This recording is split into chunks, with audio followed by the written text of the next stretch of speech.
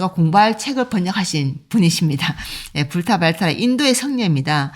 인도 스님으로 중국으로 건너가서 이제 여러 가지 경전을 번역을 했습니다. 그 가운데 이 번역이 바로 이제 이 대방등 경이거든요. 그래서 불타발타라가 359년에서 429년까지 살았던 분이고 총 125권, 13부 125권에 달하는 아주 대단한 경전을 번역했다라고 합니다.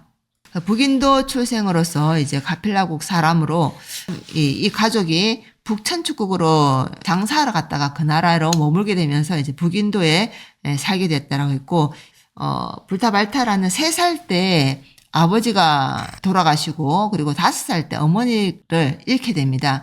그래서 외갓집에서 자라게 되는데, 이때 그 종조부가 구팔이라는 분이 있었는데, 그 구팔이라는 분이 이 불타발타를 보니까 너무 똑똑하고 너무 총명하고, 그런데 부모를 잃고 이제 고아로 지내는 것이 너무 안타까워서 이제 사찰에다 데려다 주고 스님이 되게 했습니다. 그래서 어릴 때부터 이제 스님이 되어서 공부를 했고 17살 때 그때쯤에는 공부를 굉장히 잘했다고 합니다. 그래서 같이 공부하는 사람들하고 같이 경전을 익히고 암송을 하면 다른 사람들이 한 달 걸려서 할 거를 이 불타발타라 스님은 하루면 그걸 다 외웠다 그래요. 대단했던 분이죠. 예. 이 불타발타라는 그 이후에 이제 성과 율 3장에 능통해서 아주 뛰어난 식견을 갖고 있었다 그럽니다. 그 이후에 오랫동안 같이 공부했던 달다라는 성가 달다라는 사람이 있었는데, 성가 달다는 이제 자기 도반이 발타라가 아주 대단하다는 건 알고 있었지만 뭐 그냥 똑똑하다라고 생각했지 그렇게 뛰어나다고 생각하지는 않았었습니다. 그런데 어느 날 밤에 나가는 걸 보지 못했는데 이 불타발타라가 갑자기 안으로 들어온 걸 봤어요. 그래서 깜짝 놀라가지고 어디 갔다 오느냐고 이렇게 물었습니다. 그러니까 불타발타라가 하는 얘기가 잠깐 내가 도설천에 가서 미륵부처님께 예를 올리고 왔다라고 이제 얘기를 했어요. 그러고는 곧 또 사라졌습니다. 이때 달다는 그때는 보통 인물이 아니라 대단한 인물이다, 성인이다라고는 생각했습니다. 그렇지만 불타발타라가 어느 경지에까지 올랐는지는 본인이 알 수가 없었어요. 왜냐하면 우리도 그렇잖아요. 나는 내 수준의 정도만 보지 그 뛰어난 사람이 어느 정도 뛰어나 있는지는 우리는 잘 모릅니다. 그래서 이 친구는 달다는 그때는 이제 몰랐다가 그 이후에 여러 차례 이제 발타라가 이런 신비한 신통을 하고 또 하늘나라에 왔다 갔다 하고 이러는 것을 보고 그때서야 비로소 불환과 욕계로 더 이상 돌아오지 않는 그런 깨달음의 경지에 이르렀다라고 보는 것이 이제 불환과라고 합니다. 아라한과.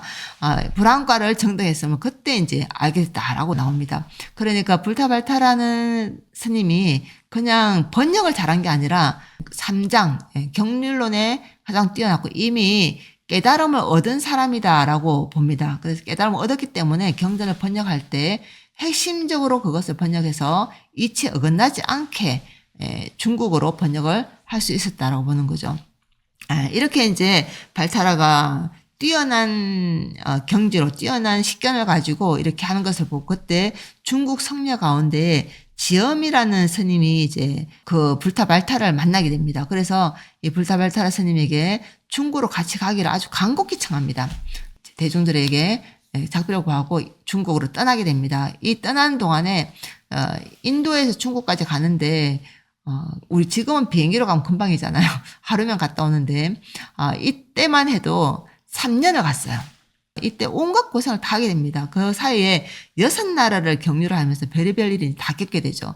그러다가 이제 나중에는 배를 타고 중국으로 들어가게 됩니다. 그때 배 타고 가는 동안에 이제 어떤 섬을 지나갈 때 불타발타라 스님이 손으로 저쪽에 이제 저 섬에 가서 좀 머물러야 되겠습니다. 라고 얘기해요. 그러니까 선장이 하는 얘기가 지금 순풍을 만났기 때문에 이런 순풍을 만나는 기회는 많지 않습니다. 그래서 지금 갈 수 있을 때 최대한 가야 됩니다. 라고 얘기해서 발타라 스님의 얘기를 듣지 않고 그냥 항의를 계속했어요. 그러다가 한 200여리 정도 갔는데 갑자기 바람이 역풍이 불기 시작한 거예요. 그러니까 결국은 이 배가 발타라 스님 말했던 그 지점까지 되돌아와요. 가지를 못하고. 그래서 결국은 그 방향이 바뀌면서 이 섬에 머무를 수밖에 없었습니다. 그때서야 비로소 이제 선장이 이 스님 정말 대단한 사람이고 앞을 볼 수 있고 그 식견이 대단한 사람이다라는 걸 이제 알게 됩니다. 그래서 그 이후에는 그 배에 탄 대중들이 이 발타라 스님의 이야기를 뭐든 다 듣게 돼요. 그래서 그 이후에도 뭐 여러 가지 일이 있습니다. 그리고 그 이후에 해적을 만났을 때에도 이 해적을 피해갈 수 있도록 발타라 스님이 이제 이야기를 해주게 됩니다. 이렇게 해서 이제 시간이 흘러서 동래군까지 와서 그때 구마라접 스님을 장안에 있다는 소문을 듣고 구마라접 스님을 만나러 갑니다. 그 이후에 장안에서 이 불타 발타라 스님의 이름 명성이 높아지고 막 이제 유명하게 되고 이러니까 그 중국에 있는 스님들이 그것을 질투해서 이 불타 발타라 스님에게 떠날 것을 요청했어요. 당신은 우리하고 맞지 않으니까 떠나길 바랍니다. 이렇게 해서 이제 떠나길 요청하니까 불타 발타라 스님이 나는 물 위에 떠 있는 부평초와 같아서 내가 움직이는 것은 어렵지 않다. 다만 여기에서 내가 펼치고 싶은 그런 포부를 다 펼치지 못하는 것이 아쉬울 뿐이다. 라고 얘기를 하고는 그 길을 떠나게 됩니다.